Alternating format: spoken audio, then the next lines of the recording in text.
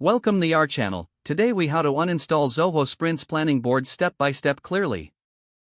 To uninstall Zoho Sprints planning boards, begin by logging into your Zoho Sprints account. Navigate to the planning board section from the main dashboard.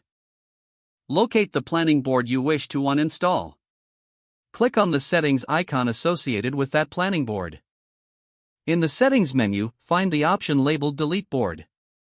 Confirm your choice by clicking on Yes when prompted to ensure you want to proceed. After deleting, check to make sure the planning board no longer appears in your list. If you have multiple boards, repeat these steps for any additional boards you want to uninstall.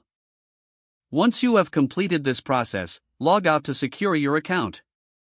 Congratulations, you have successfully uninstalled the chosen planning boards in Zoho Sprints. If the page does not load, refresh the browser or try again in a private or incognito window. Make sure you are using the correct email address, then retype it carefully to avoid small typos. If your password is not accepted, use the reset option and create a new strong password you can remember. Check your spam folder for verification or security emails, then complete any requested confirmation steps. Enable two-factor authentication if available to improve account security and reduce unauthorized access risk. After signing in, review your profile details so your contact information and settings are accurate and current. If you see an error message, note it down and try again after restarting your device and internet connection. Log out when you finish, especially on shared devices, to keep your account and payment information secure. If the page does not load, refresh the browser or try again in a private or incognito window. Make sure you are using the correct email address, then retype it carefully to avoid small typos. If your password is not accepted, use the reset option and create a new strong password you can remember. Check your spam folder for verification or security emails, then complete any requested confirmation steps.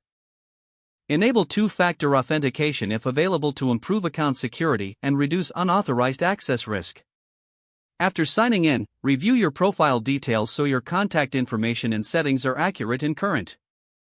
If you see an error message, note it down and try again after restarting your device and internet connection.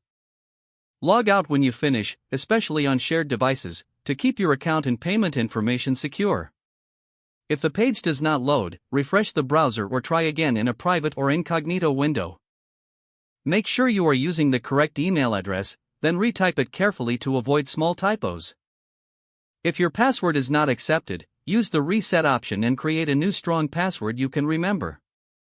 Don't forget to like this video and subscribe to our channel for more step-by-step tech guides.